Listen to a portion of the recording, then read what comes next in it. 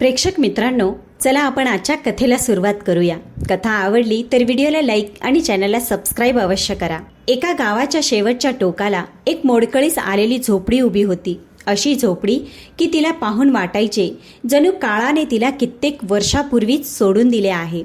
भिंतींवरची माती झडून गेली होती, छप्पर अनेक ठिकाणी तुटलेले होते आणि पावसाळ्यात पाणी आत टपकत असे।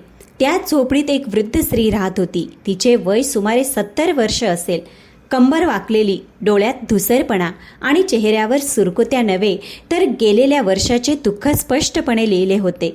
गावातील लोक तिला कुसुमताई या नावाने ओळखत, पण आता तिला हाक मारणारा कदाचित कोणीच नव्हता, कारण ज्या व्यक्तीसाठी तिने संपूर्ण आयुष्य जगले होते तोच मुलगा 10 वर्षापूर्वी एका रात्री अचानक घर सोडून निघून गेला होता आणि पुन्हा कधी परत आलाच नाही। कुसुमताईंचे आयुष्य आता इतरांच्या दयेमुळे चालत होते। एखादा शेजारी 2 वेळची भाकरी देत असे, एखादा जुना कपडा, कधी कधी गावातील स्त्रिया थोडेफार धान्य देऊन जात आणि त्यावरच तिचा उदरनिर्वाह होत असे। सकाळी ती झोपडी बाहेर बसायची, हातात जुनी माळ, ओठांवर पुटपुटणाऱ्या प्रार्थना आणि डोळे वारंवार त्याच कच्च्या रस्त्याकडे वळत होते। आजही तिला आशा होती की कदाचित आज तिचा मुलगा परत येईल, पण मित्रांनो, तिला काय माहीत होते की तिचा मुलगा नक्की परत येईनच, पण त्या दिवशी तो फक्त मुलगा नसून संपूर्ण जिल्ह्याचा डीएम असेल। 10 वर्षापूर्वीची गोष्ट आहे, जेव्हा कुसुमताई एका मजुराची पत्नी होती। तिचा नवरा रमेश गावोगाव फिरून शेतात आणि वीटभट्ट्यांवर काम करत असे आणि मोठ्या कष्टाने घर चालवत असे, पण जे काही होते ते आनंदात चालले होते। मग एके दिवशी अचानक आजाराने रमेशला ग्रासले। उपचारासाठी पैसे नव्हते, दवाखाना दूर होता आणि काहीच दिवसात रमेश या जगाचा निरोप घेऊन गेला। त्याच दिवशी कुसुमताई विधवा झाली आणि त्या दिवशी तिने मनोमन शपथ घेतली की काहीही झाले तरी ती आपल्या मुलाला, मोहितला, चुकीच्या मार्गावर जाऊ देणार नाही। त्यावेळी मोहित फक्त 7 वर्षाचा होता, निरागस, अडाणी आणि वडिलांच्या चितेची आग जणू त्याच्या भविष्यापर्यंत पोहोचत होती। कुसुमताईने इतरांच्या घरात कामं करायला सुरुवात केली। शेतात मजुरी केली, कधी वीटभट्टीवर गेली, कधी भांडी घासली, कधी झाडू मारला, पण मुलाला कधी उपाशी झोपू दिले नाही। स्वतःच्या वाट्याची भाकरी अर्धी करून त्याला खाऊ घालत राहिली। काळ पुढे सरकत गेला आणि मोहित मोठा झाला, पण गरिबीसोबतच त्याच्या मनात आणखी एक गोष्ट वाढू लागली, राग। आपल्या परिस्थितीवरचा राग, आपल्या गावावर राग आणि आपल्या आईच्या कडक स्वभावावर राग। कुसुमताई कडक होती कारण तिला भीती होती की गावातील बिघडलेल्या मुलांच्या संगतीत मोहितही बिघडू नये। ती त्याला ओरडायची, समजवायची आणि कधी कधी मारही द्यायची, पण प्रत्येक चापटी मागे तिचे स्वतःचे मन रडत असे। तिला माहीत होते की आज कडकपणा दाखवला नाही तर उद्या तिचा मुलगा उद्ध्वस्त होईल, पण त्या वयात मोहितला ही गोष्ट समजली नाही। एका रात्री जेव्हा मोहित 16 वर्षाचा झाला होता तेव्हा तो आपल्या मित्रांसोबत उशिरा रात्री घरी परतला। त्याच्या अंगातून दारूचा वास येत होता आणि डोळे लाल झाले होते। कुसुमताईने त्याला पाहताच तिचे हृदय धडधडायला लागले आणि रागाच्या भरात तिने पहिल्यांदाच मुलावर हात उचलला आणि म्हणाली, तू माझा मुलगा म्हणून घेण्यालायक नाहीस। बस मित्रांनो, हेच ते शब्द होते ज्यांनी सर्व काही बदलून टाकलं। मोहितने त्या रात्री काहीच न बोलता शांतपणे आत गेला। आई झोपण्याची वाट पाहिली आणि मग एका छोट्याशा गाठोड्यात आपले कपडे बांधले आणि काळोख्या रात्री मागे वळून न पाहता घर सोडून निघून गेला। दुसऱ्या दिवशी सकाळी जेव्हा कुसुमताईने मुलाला पाहिले नाही तेव्हा तिने आधी विचार केला की कदाचित तो शेतात गेला असेल, पण संध्याकाळ झाली आणि मोहित परतला नाही। तेव्हा तिच्या पायाखालची जमीन सरकली। ती गावोगाव भटकली, नातेवाईकांकडे गेली, पोलीस ठाण्यापर्यंत पोहोचली, पण मोहित कुठेच सापडला नाही। हळूहळू वर्ष निघून गेली, आशा तुटत गेल्या आणि शेवटी कुसुमताईने मान्य केले की तिचा मुलगा कदाचित आता या जगातच नाही।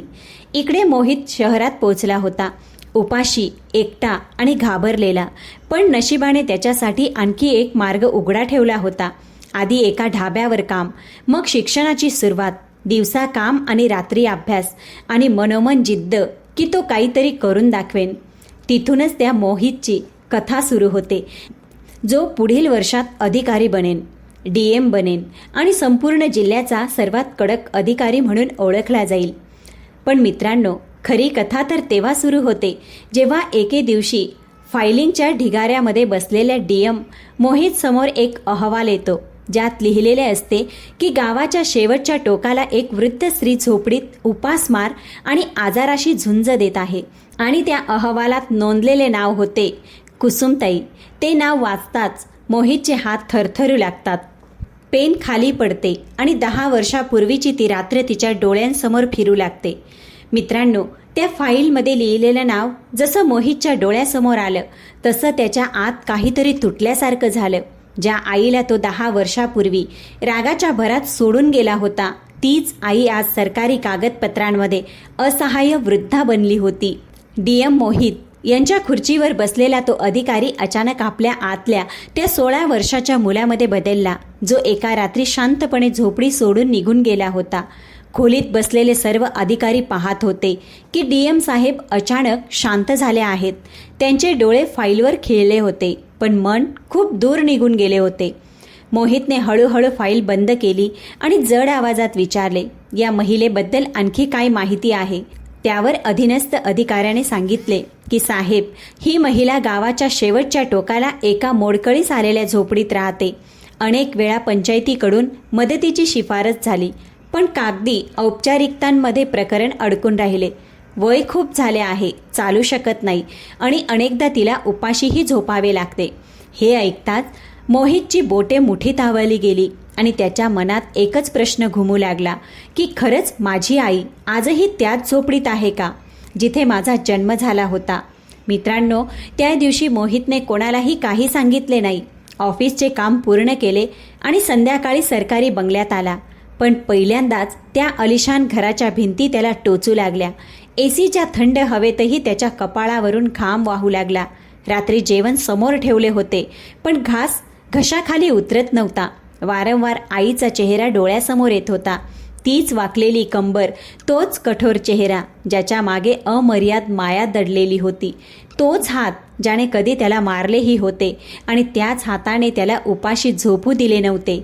रात्री जवळपास 2 वाजता मोहित झोपेत दचकून उठून बसला. स्वप्नात त्याने पाहिले की त्याची आई झोपडी बाहेर बसून त्याला हाक मारत आहे आणि तो लाख प्रयत्न करूनही तिच्यापर्यंत पोचू शकत नव्हता. घाबरून त्याने पाणी प्यायले आणि त्याच क्षणी एक निर्णय घेतला की तो आईकडे जाईल, पण DM म्हणून नाही, तर मुलगा म्हणून. दुसऱ्या दिवशी ऑफिसमध्ये पोहोचताच त्याने आपल्या PAला बोलावले आणि सांगितले की आज संध्याकाळी मला कोणत्याही बैठकीत बसायचे नाही आणि माझ्या गावाला जाण्याचा दौरा वैयक्तिक कारणांसाठी आहे.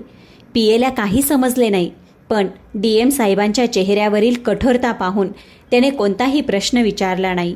प्रेक्षक मित्रांनो, त्या दिवशी संध्याकाळ होताच एक सरकारी गाडी गावाच्या दिशेने निघाली, पण त्यात ना सायरन होता ना लाल दिवा. ड्रायव्हरला स्पष्ट सूचना दिल्या होत्या की गाडीत DM बसले आहेत हे कोणालाही सांगायचे नाही. संपूर्ण प्रवासात मोहित खिडकीबाहेर पाहत राहिला. तीच शेते, तीच मातीची सुगंध, तेच कच्चे रस्ते आणि प्रत्येक वळणावर गेलेली वर्ष त्याच्या डोळ्यांसमोर फिरत राहिली. जशी जशी गाडी गावाच्या जवळ पोहोचत होती तसतसे त्याचे हृदय वेगाने धडधडू लागले होते. 10 वर्षात त्याने अनेक मोठे निर्णय घेतले होते, अनेक गुन्हेगारांना शिक्षा मिळवून दिली होती, पण आज त्याला सर्वात जास्त भीती आपल्या आईसमोर उभे राहण्याची वाटत होती. गावाच्या बाहेर गाडी थांबवण्यात आली. मोहितने साधे कपडे घातले होते, चेहऱ्यावर दाढी होती आणि डोक्यावर टोपी, जेणेकरून कोणी ओळखू नये. त्याने पायीच गावाच्या गल्लींमधून चालू लागला. काही लोक त्याला पाहत होते, पण ओळखू शकले नाही. त्याच गल्ल्या होत्या जिथे तो कधी अनवाणी धावत असे. तीच विहीर, तोच पिंपळाचा वृक्ष आणि मग ती झोपडी, जिला पाहून मोहितची पावले आपोआप थांबली. झोपडी आधीपेक्षाही अधिक जीर्ण झाली होती.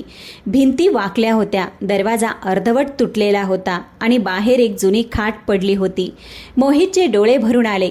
त्याचा घसा कोरडा पडला आणि तो काही क्षण तिथेच उभा राहिला. तेवढ्यात झोपडीच्या आतून एक अशक्तसा आवाज आला, कोण आहे? आणि त्या आवाजाने जणू मोहितच्या पायातील सारी ताकद हिरावून घेतली. तो पुढे गेला. हळूच झोपडीत डोकावून पाहिले आणि पाहिले की त्याची आई कुसुमताई एका कोपऱ्यात बसून कसाबसा चुलीवर काहीतरी उकळवण्याचा प्रयत्न करत आहे. शरीर आधीपेक्षा अधिक कृश झाले होते. केस पूर्णपणे पांढरे झाले होते आणि डोळ्यात तोच जुना थकवा होता. त्या क्षणी मोहित डीएम राहिला नाही, अधिकारी राहिला नाही. तो फक्त एक मुलगा होता जो 10 वर्षानंतर आपल्या आईला जिवंत पाहत होता. कुसुमताईंनी त्याच्याकडे पाहिले आणि विचारले, बाळा काय हवं आहे? मोहितने थरथरत्या आवाजात म्हटलं, आई, पाणी मिळेल का? आई हा शब्द ऐकताच कुसुमताई थोड्या दचकल्या, पण वय आणि अशक्तपणामुळे त्यांच्या स्मरणशक्तीने त्यांना फसवले. त्यांनी थरथरत्या हातांनी एक लोटा पाणी पुढे केले. मोहितने पाणी प्यायले नाही, फक्त तो लोटा हातात धरून त्याच्या डोळ्यातून अश्रू वाहू लागले. तो त्याच जमिनीवर बसला आणि हुंदके देत रडत म्हणाला, आई, मी आलो आहे. पण कुसुमताईंना अजूनही समजले नाही की समोर बसलेला माणूस तोच मुलगा आहे जो तिला काही वर्षांपूर्वी सोडून गेला होता. प्रेक्षक मित्रांनो, मोहन जमिनीवर बसून रडू लागला आणि कुसुमताई त्याच्याकडे आश्चर्याने पाहू लागल्या. त्यांना समजत नव्हतं की हा अनोळखी माणूस अचानक एवढा का रडत आहे. त्यांनी थरथरत्या आवाजात विचारले, बाळा तू ठीक आहेस ना? कुठे आजारी तर नाहीस? आणि मग त्या कशाबशा उठल्या आणि जवळ पडलेल्या जुन्या धोतीने त्याचे अश्रू पुसू लागल्या. तेच हात ज्यात कधी ताकद होती, आज ते थरथरत होते, पण त्या स्पर्शात तीच जुनी माया होती. मोहितने तो हात आपल्या कपाळाला लावला आणि त्याचे हुंदके अधिकच वाढले. 10 वर्षाचे सारे दुःख, सारी चूक, सारे मौन एकाच वेळी बाहेर येऊ लागले. त्याला म्हणायचे होते, आई, मी तुझा मोहित आहे, पण शब्द घशात अडकले होते. त्याला भीती वाटत होती की जर सत्य सांगितले तर आई त्याला स्वीकारण्यास नकार देईन, कारण आईला सोडून जाणे हा त्याचा सर्वात मोठा अपराध होता. कुसुमताईंनी त्याला खाटेवर बसवले. स्वतः खाली चटईवर बसल्या आणि विचारले, कुठून आला आहेस बाळा आणि इथे का आला आहेस?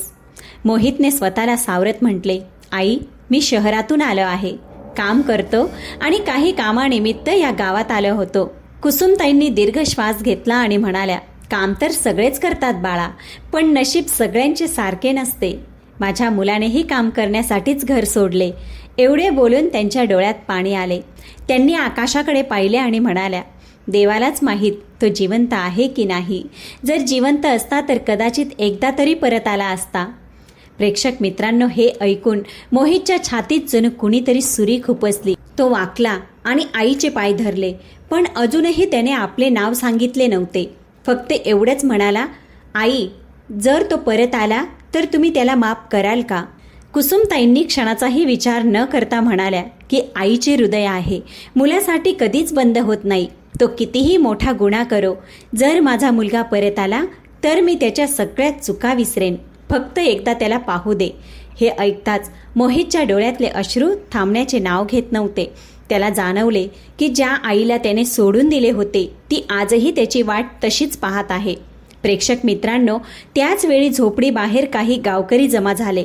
कुणीतरी शहरातून आलेली गाडी पाहिली होती. कुणीतरी त्या अनोळखी माणसाला झोपडीत जाताना पाहिले होते. हळूहळू गर्दी जमा होऊ लागली. कुसुमताई बाहेर डोकावून म्हणाल्या की कदाचित कुणी कामानिमित्त आलं असेल. तू इथेच बस बाळा, मी पाहते. पण मोहितला आता आणखी उशीर करायचा नव्हता. त्याने स्वतःला सावरले आणि थरथरत्या आवाजात म्हणाला, आई, मीच तुझा मोहित आहे.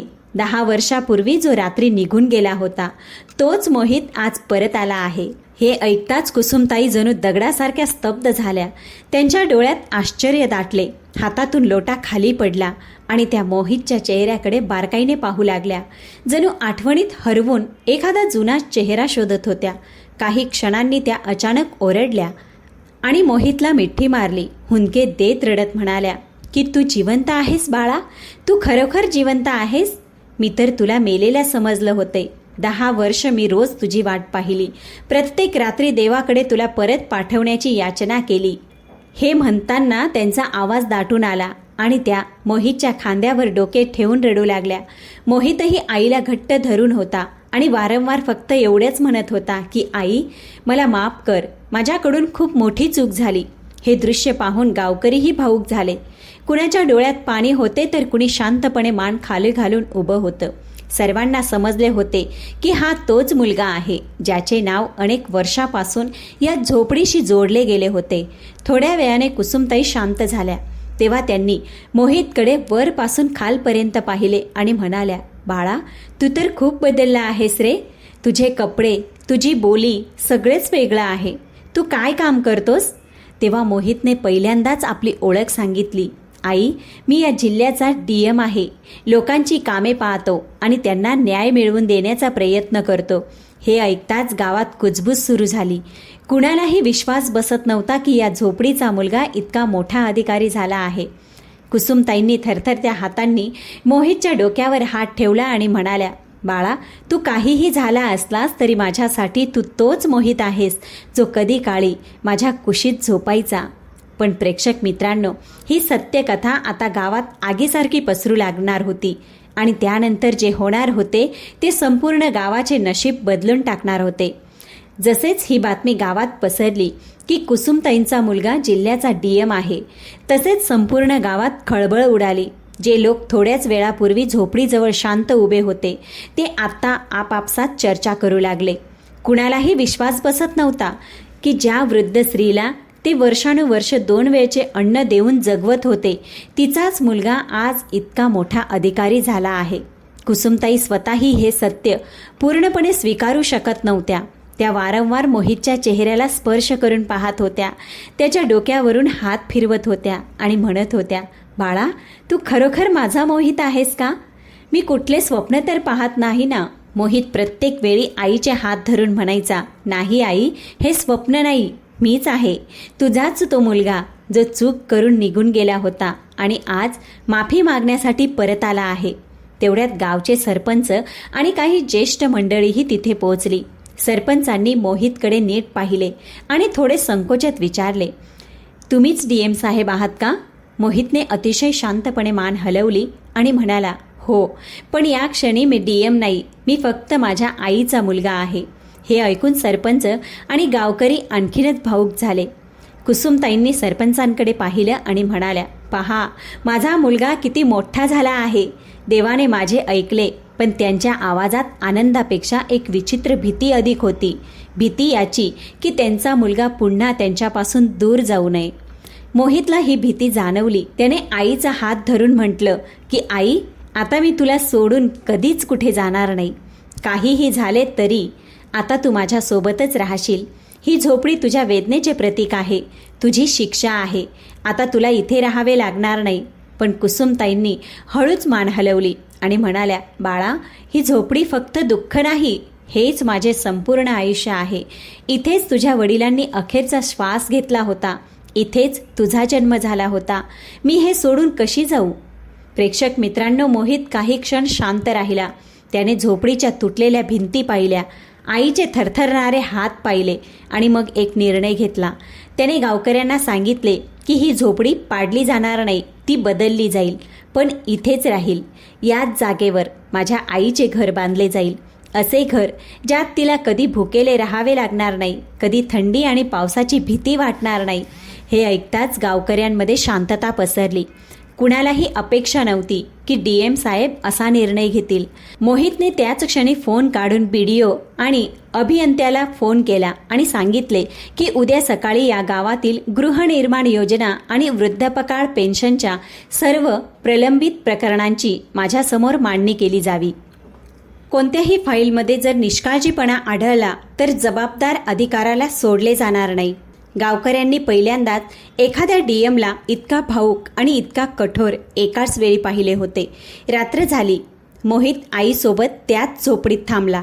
त्याने स्वतः चूल पेटवली. गावकऱ्यांकडून दूध आणि औषधे मागवली. आईला स्वतःच्या हाताने जेवण भरवले. कुसुमताईंच्या डोळ्यातून सतत अश्रू वाहत होते. त्या वारंवार देवाचे नाव घेत होत्या आणि म्हणत होत्या, हे देवा, आज नंतर मला उचलून नेले तरी काही खंत नाही. माझा मुलगा माझ्या डोळ्यांसमोर आहे. मोहित आईजवळ बसून राहिला. त्याने तिचे डोके आपल्या खांद्यावर टेकवून ठेवले आणि पहिल्यांदाच त्याला जाणवले की सर्व संपत्ती, सर्व ताकद, सर्व पद आईच्या एका अश्रूसमोर काहीच नाही. प्रेक्षक मित्रांनो, पण कथा अजून संपलेली नव्हती. दुसऱ्या दिवशी जे घडणार होते ते फक्त कुसुमताईंचे जीवन नव्हे तर संपूर्ण गावाचे चित्र बदलणार होते. कारण आज पहिल्यांदाच DM मोहित आपल्या अधिकाराचा वापर एखाद्या चौकशीसाठी नव्हे तर आपल्या भूतकाळाचा हिशोब चुकता करण्यासाठी करणार होता. दुसऱ्या दिवशी सकाळी जेव्हा गावात सूर्य उगवला तेव्हा तो फक्त एक नवीन दिवस नव्हता, तर संपूर्ण गावासाठी नव्या नशिबाची सुरुवात होती. रात्रभर कुसुमताई नीट झोपू शकल्या नव्हत्या. कधी त्या आपल्या मुलाचा चेहरा पाहत, तर कधी त्याचा हात स्पर्श करून खात्री करत की त्या स्वप्न पाहत नाही ना. मोहितही पूर्ण रात्रभर जागाच होता. कधी झोपडीच्या भिंतीकडे पाहत होता, तर कधी आईचा श्वास ऐकत होता. आणि प्रत्येक क्षणी त्याच्या मनात हे जाणवत होतं की ज्या खुर्चीपर्यंत पोहोचण्यासाठी त्याने आयुष्यातील सर्वात मौल्यवान नाते तोडले होते, ती खुर्ची आता त्याला त्या नात्यापुढे खूप लहान वाटू लागली. सकाळ होताच गावात बातमी पसरली. आज DM साहेब स्वतः गावात राहून सर्व कामे पाहणार आहेत. लोक आपल्याला दुःख, तक्रारी आणि आशा घेऊन जमू लागले. लोक आपापले दुःख, तक्रारी आणि आशा घेऊन जमा होऊ लागले. कोणी वृद्धापकाळ पेन्शनसाठी त्रस्त होते, कोणी रेशन कार्डसाठी, कुणाच्या जमिनीवर दबंगांनी कब्जा केला होता, तर कोणी अनेक वर्षापासून सरकारी घराच्या फाईल अडकण्याचे दुःख सहन करत होते. आणि या सगळ्यांच्या मध्ये कुसुमताई आपल्या झोपडी बाहेरच्या खाटेवर बसून फक्त आपल्या मुलाकडे पाहत होत्या. आता त्यांना कोणाकडून काहीच नको होते. त्यांच्यासाठी सर्वात मोठी संपत्ती तीच होती, जी 10 वर्षानंतर त्याच्या समोर बसली होती. मोहितने सकाळीच आपल्या अधीनस्थ अधिकाऱ्यांना गावात बोलावले. कोणतेही कारण चालणार नव्हते. BDO असो, तहसीलदार असो, वीज विभाग असो किंवा पंचायत सचिव, सर्वांना स्पष्ट सूचना होत्या की आज कोणतीही औपचारिकता होणार नाही. आज काम जमिनीवर होईल. मोहितने गावाच्या मध्यभागीच चौपाल भरवली आणि तिथे बसून प्रत्येक गावकऱ्याचे म्हणणे ऐकले. पण मित्रांनो, ही काही साधी प्रशासकीय सुनावणी नव्हती, कारण प्रत्येक तक्रारी मागे मोहितला आपल्या आईचा चेहरा दिसत होता. त्याला वाटत होते की जर आजही व्यवस्थेची निष्काळजीपणा चालू राहील, तर तो पुन्हा एकदा आपल्या आईला फसवेल. सर्वप्रथम वृद्ध महिलांना बोलवण्यात आले. अशा अनेक महिला होत्या ज्यांची अवस्था कुसुमताईंसारखीच होती. मोहितने तात्काळ पेन्शनची कागदपत्रे पूर्ण करून घेतली. ज्यांची नावे रेशन कार्डमध्ये नव्हती, त्यांची नावे जोडली गेली. ज्यांची घरे जीर्ण अवस्थेत होती, त्यांना घरकुल योजनेची मंजुरी त्याच ठिकाणी देण्यात आली. अभियंत्याला सूचना देण्यात आली की एका आठवड्यात काम सुरू झाले पाहिजे आणि प्रत्येक दिवसाचा अहवाल थेट DM कार्यालयात येईल. कोणताही दलाल मध्ये नसेल, कोणतीही लाच घेतली जाणार नाही. जर कोणीतरी 1 रुपयाही मागितला तर थेट FIR होईल. गावकरी हे सर्व पाहून आश्चर्यचकित झाले होते. त्यांनी याआधी अधिकारी पाहिले होते, पण असा अधिकारी पहिल्यांदाच पाहत होते, जो फाईल नव्हे तर माणसांच्या डोळ्यात पाहून निर्णय घेत होता. त्याच वेळी एक वृद्ध माणूस पुढे आला.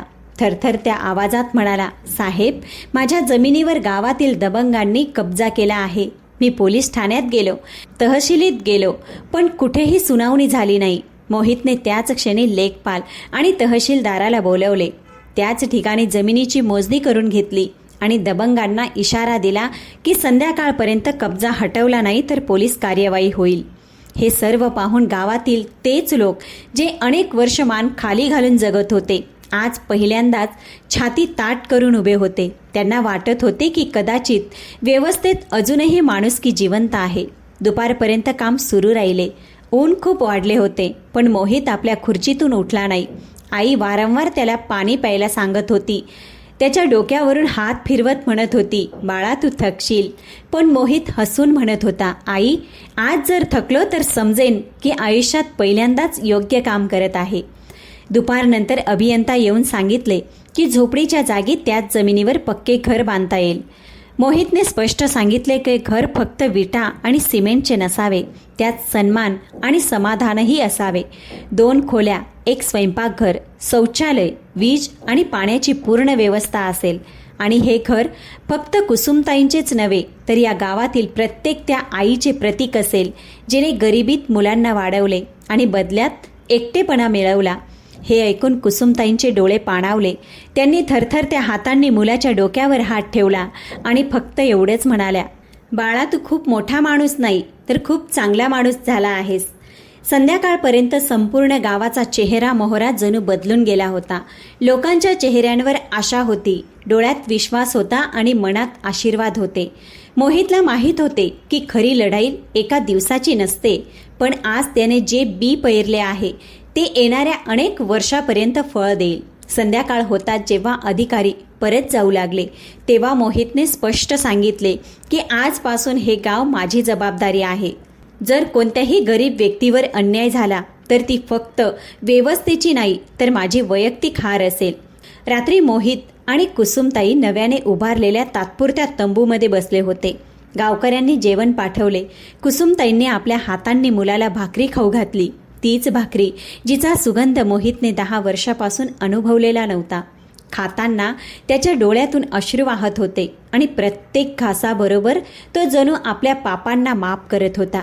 कुसुमताई वारंवार म्हणत होत्या, बाळा आता सगळं विसर, जे व्हायचं होतं ते झालं. देवाने तुला इतका मोठा माणूस बनवला आहे तर त्यामागे नक्कीच काही उद्देश असेल. त्याच रात्री मोहितने आईसमोर आणखी एक निर्णय मांडला. त्याने सांगितलं, आई मला वाटतं तू माझ्यासोबत शहरात यावंस, सरकारी बंगल्यात राहावंस, डॉक्टर औषधं सर्व सुविधा मिळतील. पण कुसुमताईंनी यावेळीही तेच उत्तर दिलं जे प्रत्येक खरी आई देते. त्या म्हणाल्या, बाळा माझा मुलगा जिथे आहे तिथेच मी आहे, पण माझी मुळे याच मातीत आहेत. जर तुला खरंच माझी काळजी घ्यायची असेल तर या मातीची काळजी घे, या लोकांची काळजी घे. मी इथेच आनंदी आहे. मोहितने आईचे म्हणणे मान्य केले, कारण आज पहिल्यांदाच त्याने शिकले होते की आईला जिंकायचे नसते, समजून घ्यायचे असते. पुढील काही महिन्यात गावात पक्के घर तयार झाले. कुसुमताई त्या घरात राहायला गेल्या. गावातील इतर वृद्ध महिलांनीही योजनांचा लाभ घेतला. शाळेत मुलांची संख्या वाढली, रुग्णालयात औषधे येऊ लागली आणि गावात पहिल्यांदाच लोकांना जाणवले की नोकरशाही म्हणजे फक्त भीती नाही तर आधारही असू शकतो.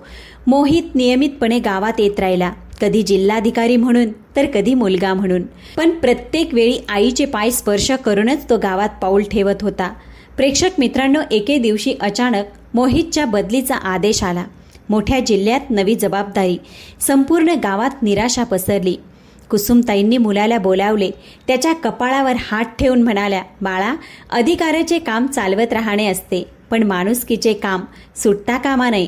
तू कुठेही जा, हे विसरू नकोस की तुझी ताकद तुझी खुर्ची नाही तर ती आई आहे जिने तुला माफ केले आहे. मोहितचे डोळे भरून आले. त्याने आईच्या चरणांना स्पर्श केला आणि वचन दिले की तो या गावाला कधीच विसरणार नाही. आजही जेव्हा कोणी त्या गावातून जातो तेव्हा एक पक्के घर दिसते, ज्याच्या दारात एक वृद्ध आई बसलेली असते. तिचे डोळे कमजोर झाले आहेत पण चेहरा शांत आहे. आणि जेव्हा कोणी विचारतो तुम्ही इतक्या आनंदी कशा आहात, तेव्हा त्या फक्त एवढंच म्हणतात, माझा मुलगा अधिकारी आहे, पण त्याहूनच तो एक मोठा आणि चांगला माणूसही आहे. आणि कदाचित मित्रांनो, हीच या कथेची सर्वात मोठी सत्यता आहे की खरा जिल्हाधिकारी तो नाही जो जिल्हा चालवतो. खरा जिल्हाधिकारी तो आहे जो आपल्या आईच्या मनात न्याय निर्माण करू शकतो. मित्रांनो, आज या कथेच्या शेवटच्या वळणावर येऊन जर आपण मागे वळून संपूर्ण जीवन प्रवासाकडे पाहिले तर ही फक्त एका मुलाच्या जिल्हाधिकारी होण्याची कथा नाही, ही त्या आईच्या त्यागाची, संयमाची आणि ममतेची कथा आहे, जिने कोणतेही तक्रार न करता आपल्या वाट्याचा प्रत्येक आनंद आपल्या मुलाच्या भविष्याच्या नावावर अर्पण केला. कुसुमताईंची मोडकळीस आलेली झोपडी आपल्याला आठवण करून देते की गरिबी म्हणजे फक्त पैशांची कमतरता नसते, तर ती अशी परिस्थिती असते जिथे माणूस आपल्या स्वप्नांनाही शांतपणे सहन करायला शिकतो. आणि तिथेच मोहितचे जिल्हाधिकारी होणे हे शिकवते, जर का आपले निर्णय भक्कम असतील तर परिस्थिती कशीही असो, माणूस आपले नशीब स्वतः लिहू शकतो. पण मित्रांनो, या कथेचा सर्वात मोठा संदेश पद, सत्ता किंवा खुर्ची नाही. खरा संदेश आहे पश्चाताप, क्षमा आणि माणुसकी. कारण मोहित जर जिल्हाधिकारी बनूनही आपल्या आईकडे परत आला नसता, जर तो त्या झोपडीत जाऊन आईच्या पायांशी मस्तक टेकवले नसते, तर त्याचे संपूर्ण यश अपूर्ण राहिले असते. ही कथा आपल्यालाही शिकवते की आई वडिलांचे हृदय कोणत्याही सरकारी फाईलसारखे नसते, जिथे उशिराचे कारण सांगून प्रकरण बंद करता येते. आईचे हृदय तर असे दार असते की कितीही उशीर झाला तरी मुलासाठी ते नेहमी उघडे राहते.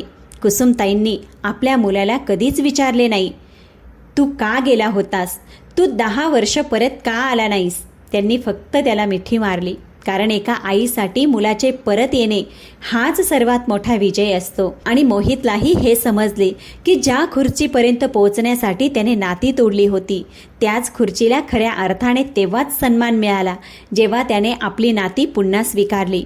प्रेक्षक मित्रांनो, ही कथा त्या सर्व मुलांसाठी एक आरसा आहे, जे आपल्या स्वप्नांच्या मागे धावताना आई वडिलांना मागे सोडतात. आणि त्या सर्व मातांसाठी एक आशा आहे, ज्या आजही दाराकडे पाहतात की कदाचित आज त्यांचा मुलगा परत येईन. लक्षात ठेवा, यशाची सर्वात उंच शिखरही लहान वाटू लागते जेव्हा आईच्या डोळ्यात अश्रू असतात. आणि जीवनातील सर्वात मोठा विजय तोच असतो जेव्हा आईच्या चेहऱ्यावर समाधानाचे हास्य असते. जर या कथेनं तुमच्या मनाला स्पर्श केला असेल तर ती फक्त ऐकू नका, ती आपल्या जीवनात उतरवा. कदाचित कुठेतरी एखादी कुसुमताई आजही एखाद्या मोहितची वाट पाहत असेल, आणि कदाचित आजच तो दिवस असेल जेव्हा तुम्ही आपल्या आईकडे परत जाऊन तिच्या डोळ्यातील थकवा थोडासा कमी करू शकाल. प्रेक्षक मित्रांनो, जर का तुम्हाला आजची कथा मनापासून आवडली असेल तर व्हिडिओला एक लाईक अवश्य करा. चला तर भेटूया पुढच्या कथेसोबत.